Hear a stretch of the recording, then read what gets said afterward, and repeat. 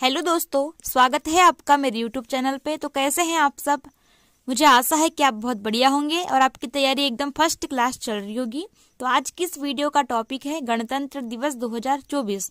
तो दोस्तों, हम इस वीडियो में कवर करेंगे गणतंत्र दिवस 2024 मीन्स 26 जनवरी से रिलेटेड इम्पोर्टेंट क्वेश्चन। जैसा कि आप सभी जानते हैं, इस बार जो मनाया गया 75वां गणतंत्र दिवस मनाया गया और करंट का मुद्दा भी है और इससे रिलेटेड संविधान के जो क्वेश्चन बनते हैं तो इस वीडियो में हम कवर करने वाले हैं। तो दोस्तों, वीडियो में एंड तक जरूर बने रहिएगा क्योंकि जितना भी कंटेंट है इम्पोर्टेंट है ऑल एग्जाम की दृष्टि से और ऑथेंटिक है। ठीक है, चलिए आगे बढ़ते हैं। उससे पहले अगर आप चैनल पे नए हैं तो प्लीज चैनल को सब्सक्राइब करिएगा और अधिक से अधिक शेयर करिएगा। नया चैनल है दोस्तों, प्लीज सपोर्ट करिए। तो चलिए आगे बढ़ते हैं। सबसे पहला प्रश्न मैंने लिया है, गणतंत्र दिवस परेड 2024 कहां पर संपन्न हुई?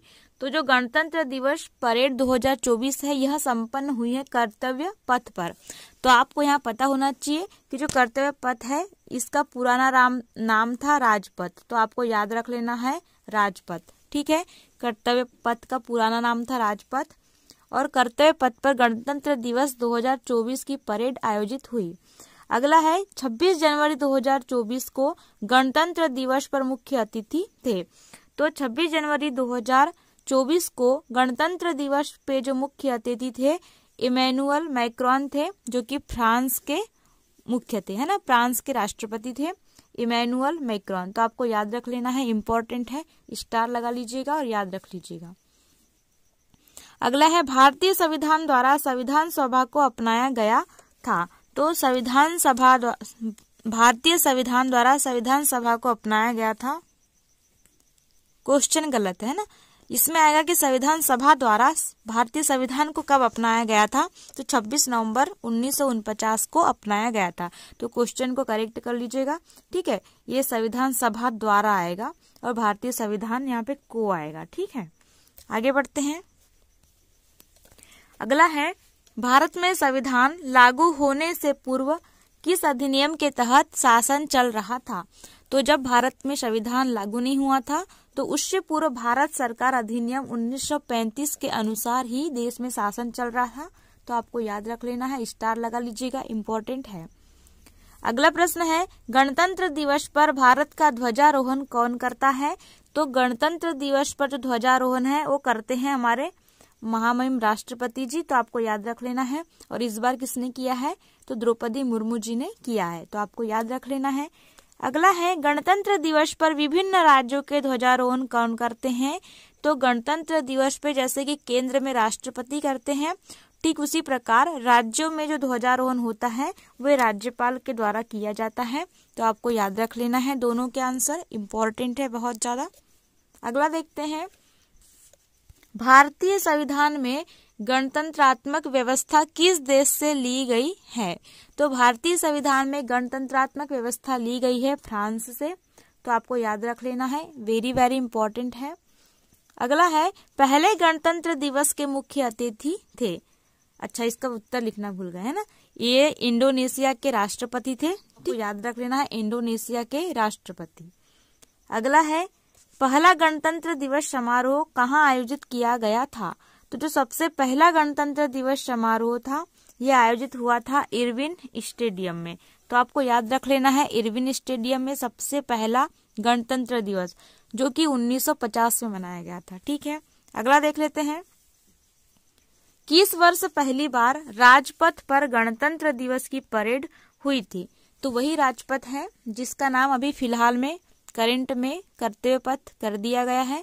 तो सबसे पहली बार कर्तव्य पथ उर्फ राजपथ पर परेड आरंभ हुई थी 1955 में। तो आपको याद रख लेना है, स्टार लगा लीजिएगा, इम्पोर्टेंट है।